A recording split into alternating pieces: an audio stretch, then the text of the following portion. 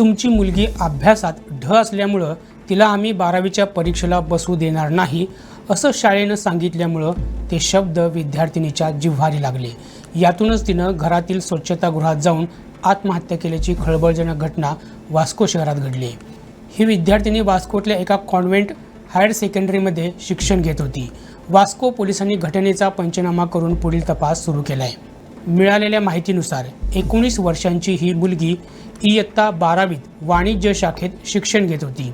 तिची आई भाजीपाला विकते तर वडील खाजगी कामं करतात। या मुलीची शिक्षणात प्रगती होत नव्हती।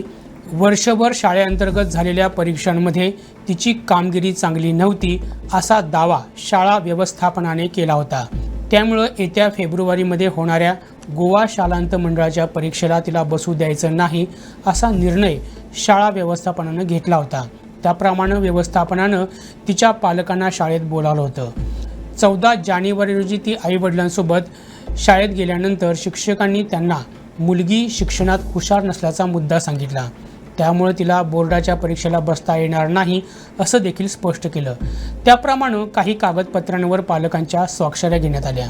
या प्रकारामुळे मुलीला जबर मानसिक धक्का बसला। शाळेतून बाहेर आल्यानंतर पालकांनी तिची समजूत काढली होती। दुपारी तिची आई नेहमीप्रमाणे भाजी विकण्यासाठी गेली तर वडील देखील खाजगी कामांसाठी गेले होते। याच काळात तिनं स्वच्छतागृहात जाऊन जीवनाचा अंत करून घेतला। सायंकाळी आईवडील घरी आले तेव्हा त्यांना मुलगी मृतावस्थेत असल्याचं आढळून आलं। तिचा मृतदेह बघून त्यांच्या पायाखालची जमीन सरकली। त्यांनी पोलिसांना पाचारण करून घडलेला प्रकार सांगितला। पोलिसांनी पंचनामा करून मृतदेह उत्तरीय तपासणीसाठी पाठवून दिलाय। आता नेमकं काय घडलंय याची चौकशी वास्को पोलीस करत आहेत।